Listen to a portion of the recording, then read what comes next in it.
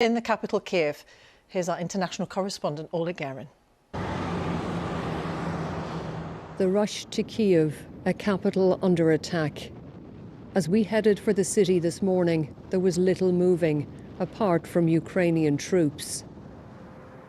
But the Russians are watching from the skies, ready to strike, as they did here, just an hour outside the capital.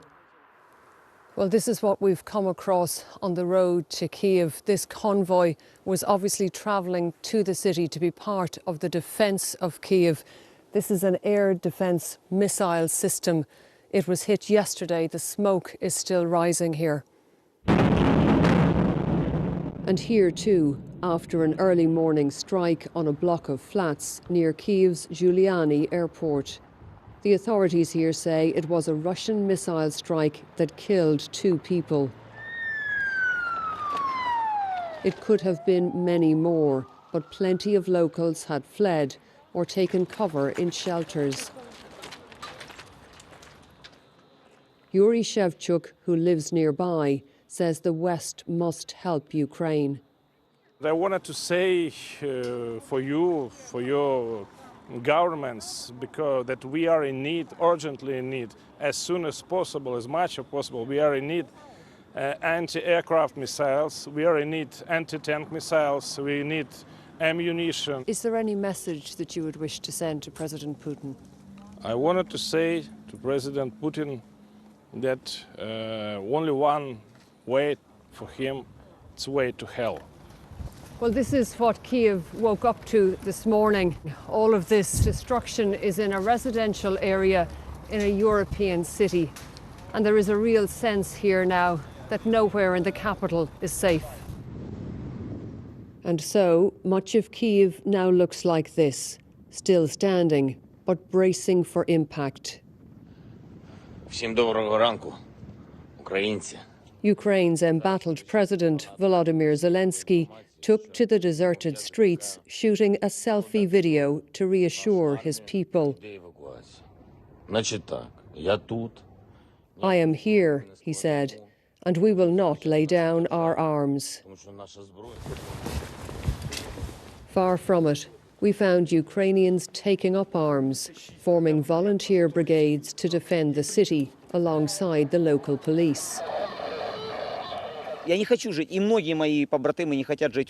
This volunteer, who goes by the nickname Moloy, said, "I don't want to live in Russia, and my brothers in arms don't want that either. We will defend this city, or I will die." The volunteers are looking for Russian saboteurs, said to be already in the city. Nearby, we met Nino, out walking her dog and venting her fury. We demand an end to the war, she says. We can do it with sanctions. We must isolate the aggressor country. It terrorizes the whole world. With Russian forces at the gates, some are still fleeing the capital. For now, the city remains in Ukrainian hands, but the battle may be just beginning. Oleg Guerin, BBC News, Kyiv. Well, this evening, in a major shift in policy, Chancellor Olaf Scholz says Germany will deliver weapons to Ukraine. These are set to include 1,000 anti-tank weapons and 500 Stinger surface-to-air missiles. The government in Berlin has also indicated it could now back plans to cut Russia off from the SWIFT international payment system. Our Europe editor, Katya Adler, joins us from Brussels. Katya, how significant are these announcements? Oh, it is really, really significant. I mean, we heard from the German Chancellor himself. He called this a watershed moment. You know, Germany traditionally, because of its role in the Second World War, has been very wary about getting involved in military conflict.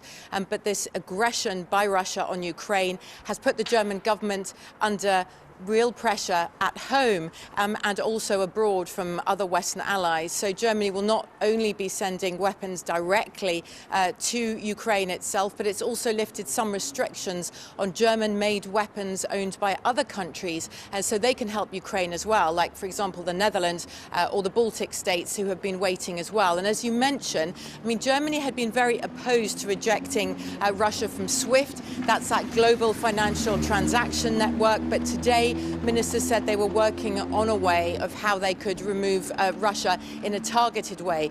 That, of course, is a move that is supported by the UK, the US and other member states as well. I think what we're seeing here is, you know, Germany, the EU as a whole, it's not exactly famed for very quick decision making. But what we're seeing right now in Ukraine is changing all of that. The EU right now is working on its third sanction package in a week. Whichever country I call, prime ministers or the president in the case of France, are talking all the time to other leaders in the EU, to the UK, to Joe Biden in the US as well. Tomorrow, EU foreign ministers meet and they'll talk about coordinating military action. And we're about to hear from the EU Commission Chief, Ursula von der Leyen, about action tonight. That will be any minute now. Katya, for the moment, thank you very much.